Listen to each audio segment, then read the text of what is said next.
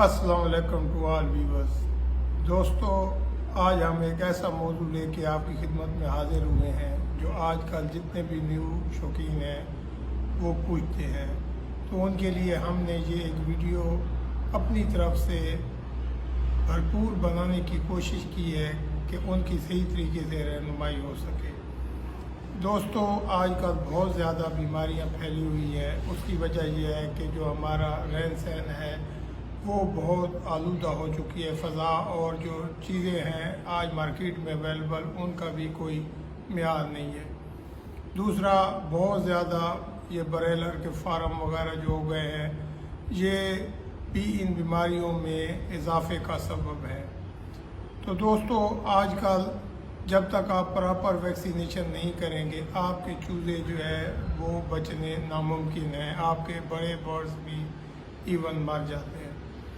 दोस्तों, आज का हमारा टॉपिक है वैक्सीनेशन, कब कैसे करनी चाहिए और कौन सी करनी चाहिए। सबसे पहले जब भी चूज़ा जो है अंडे से पैदा होता है तो आपने उसको पहले दिन गुड़ वाला शरबत पिला दें। 2 से 3 घंटे उसके आगे गुड़ वाला शरबत पड़ा रहे ताकि उसकी पेट की सफाई हो जाए।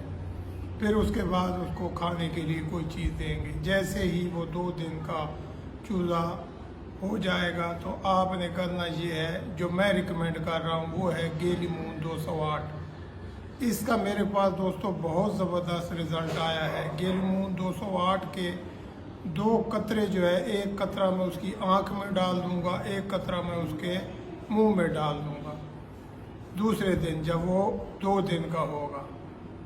दोस्तों, फिर मैं ये इंतज़ार करूँगा 20 दिन तक। 20 दिन के बाद फिर मैं उसी चूज़े के मुंह में दोबारा 2 कतरे गेलीमून के डाल दूँगा।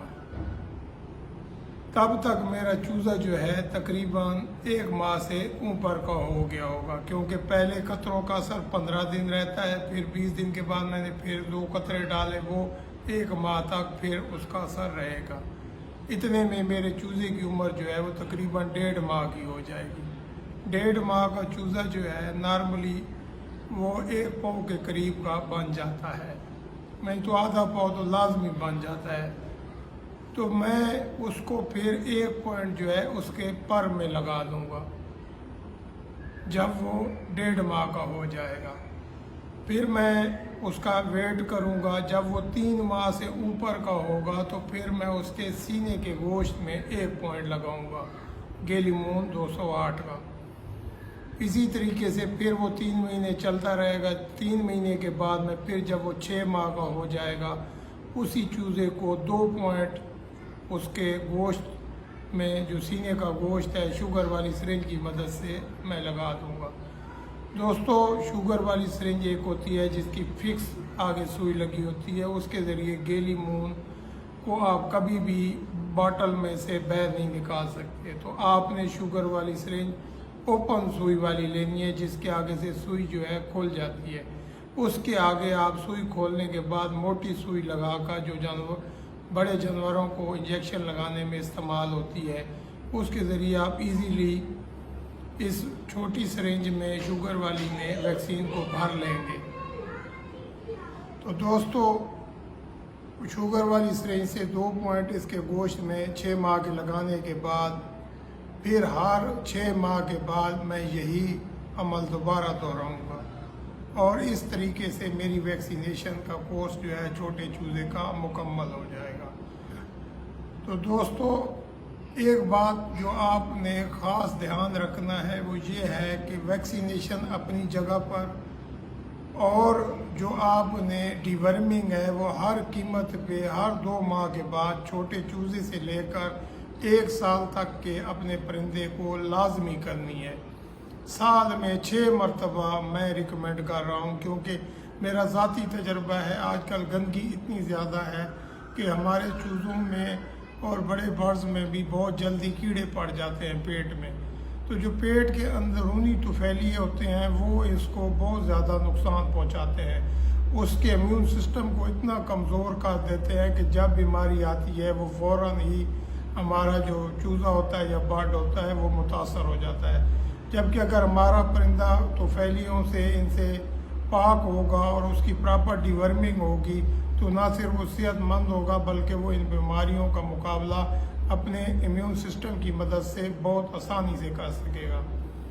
دوستو، ویکسین جو میں گیلیمو 208 کہہ رہا ہوں آپ کو، دوسری ویکسینیشن کے بارے میں اتنے مشورے نہیں دے رہا ہوں، نہ ہی مارکیٹ میں بہت ساری ویکسینیں جو ہیں وہ اویلیبل ہیں مختلف نام سے، ان کے نام میں نہیں گنوانا چاہتا، یا جیسے سمپل این ڈی تھی جو پہلے ہم لگاتے تھے، ان ویکسینیشن کا مطلب یہ تھا کہ وہ صرف رانی کھیت کے لیے ہیں، جبکہ اب ہمارے برڈز کے اوپر جو بہت زیادہ بیماری پڑ رہی ہے وہ کوریزا ہے، وہ بیماری جو ہے برڈ فلو ہے، وہ انفلوئنزا ہے اور وہ ایکولائی ہے۔ تو دوستو، یہ جو گیلیمو جس کو میں ریکمینڈ کر رہا ہوں، یہ H9 اس کی اسپیشلٹی ہے، کوریزے کو یہ کنٹرول نہیں کرتی ہے، یہ انفلوئنزا اور H9 اور یہ جو ہے رانی کھیت، یہ ان تین بیماریوں کو کنٹرول کرتی ہے۔ کوریزے کی بدقسمتی سے پاکستان میں کوئی ویکسین اویلیبل نہیں ہے۔ اسی طریقے سے اگر آپ گیلیمون کا کوئی اور پروڈکٹ خریدتے ہیں جیسے گیلیمون این ڈی ہے تو وہ صرف گیلیمون این ڈی جو ہے وہ سادہ رانی کھیت کے لیے ہے، تو رانی کھیت کی ویکسین جو ہے وہ صرف رانی کھیت کی حفاظت کرے گی، نہ تو وہ H9 کو کنٹرول کرے گی، نہ وہ آپ کا انفلوئنزا برڈ فلو ان کو کنٹرول کرے گی۔ تو جو لوگ جو ہے نا اینٹی سمپل لگا رہے ہیں یا این ڈی آئی بی لگا رہے ہیں، تو آئی بی کی بیماری پاکستان میں فی الحال رپورٹ ہی کوئی نہیں پچھلے 8 سے 10 سالوں میں، یہ صرف ساؤتھ افریقہ میں پائی جاتی ہے، ادھر ابھی یہ نہیں ہے۔ دوسرا دوستو، آپ کو یہ بھی پتہ ہونا چاہیے کہ ویکسینیشن ہمیشہ ٹھنڈے ٹائم میں کرنی چاہیے، یا صبح ارلی ان دا مارننگ یا پھر آپ کو شام کو کرنی چاہیے۔ جب بھی آپ ویکسینیشن کریں تو اپنے برڈز کو جو ہے نا اس دن پانی میں، اگر آپ کے پاس ایک بڑا برتن ہے پانی والا تو اس میں 2 سے 3 cc بروفن جو ہے وہ شربت جو ہے وہ آپ بنا کر نیچے رکھ دیں تاکہ آپ کے برڈز جو ہے وہ پیتے رہیں۔ بہتر ہوگا اس میں تھوڑا سا گڑ بھی ملا لیں تاکہ جو ویکسینیشن کی گرمی ہے وہ ختم ہو سکے۔ ویکسینیشن ہمیشہ اگست کے مہینے سے پہلے کر لینی چاہیے تاکہ جب یہ بارشوں کا سیزن آتا ہے، جس کو ساون کا مہینہ کہتے ہیں، یہ اپنے ساتھ بیماریاں لاتا ہے، اور ساون جیسے ہی ختم ہوتا ہے تو مائیگریٹڈ پرندوں کے آنے کا ٹائم ہو جاتا ہے، تو مائیگریٹڈ پرندے جو ہیں وہ اپنے ساتھ مختلف موذی امراض جو ہیں وہ اپنے ساتھ لے کر آتے ہیں، اور ہمارے برڈز کو بھی ان کا ہمارے برڈز بھی ان کا اکثر شکار ہو جاتے ہیں۔ تو دوستو، ان سے بچنے کے لیے آپ کو چاہیے کہ آپ جو ہے نا یہ ساون کے مہینے سے پہلے ویکسینیشن کر لیں۔ اس میں آپ کو یہ فائدہ ہوگا کہ جب سردیاں شروع ہونے لگے گی نومبر دسمبر کی، تو آپ نومبر دسمبر میں دوبارہ ویکسینیشن بھی کر سکیں گے اگر آپ نے جون کے اینڈ میں ویکسین کر لی ہے تو، کیونکہ جون کے بعد جولائی، اگست، ستمبر، اکتوبر، نومبر 6 ماہ بن جاتے ہیں۔ تو ان 6 ماہ میں جب یہ ویکسینیشن آپ نومبر یا دسمبر میں اپنی کر لو گے تو آگے جب دھندیں پڑتی ہیں، اس کے آگے جب موسم معتدل ہونے لگتا ہے تو تب پھر بیماری کا اٹیک ہوتا ہے۔ تو جب آپ دسمبر میں یا نومبر میں وہ کریں گے تو 5ویں مہینے سے لے کر 6 مہینے یعنی مئی جون تک آپ کو ویکسینیشن کی ضرورت نہیں پڑے گی۔